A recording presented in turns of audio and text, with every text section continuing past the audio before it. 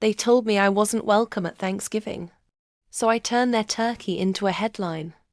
When I was told, with cold smiles and a clipped, "We think it's best," that I was banned from Thanksgiving dinner, something in me didn't break. It catalogued.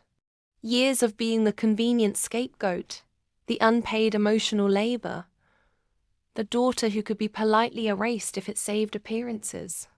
I walked away that day with my head held higher and a plan tucked into my pocket. A week later, my phone buzzed, my mother's voice, sugary and sharp, asking about that $15 million my sister was inheriting. I let it ring. Here's the thing they didn't know. My sister did something quietly brilliant years ago. She'd watched the pattern.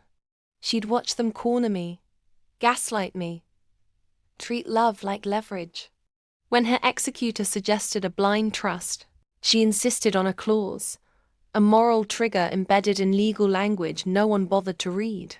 If either parent publicly severed ties with me and attempted to pressure, the trust would automatically repurpose major assets toward a community cause and lock their access.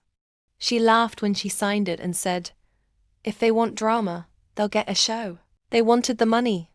They wanted me back in the picture only long enough to cosign, to validate, to siphon. They expected groveling, a bargaining daughter. They got a different script. Thanksgiving morning I arrived, not to beg, but to host. Invitations went out. Local press, neighbors, every volunteer group the city loved but couldn't fund. The mansion they'd polished for decades? It now bore new signage. The Hartwell Family Community Center, in honor of those who were left out. My sisters stood at my side, radiant and unapologetic. They pulled into the driveway in disbelief. My mother's voice cracked through the crowd. "You can't." And my father's face turned the color of gravy gone cold. Security, obliged by the trust's ironclad legal clause, refused them entry. Cameras caught it all.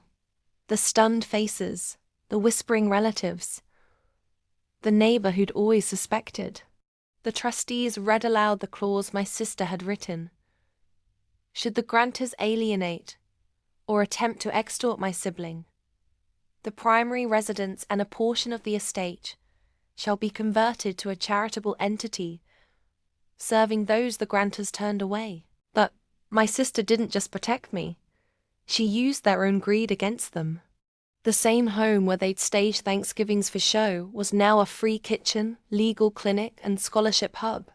The legacy they planned to hoard became a lifeline for people they'd scoffed at. They weren't just excluded.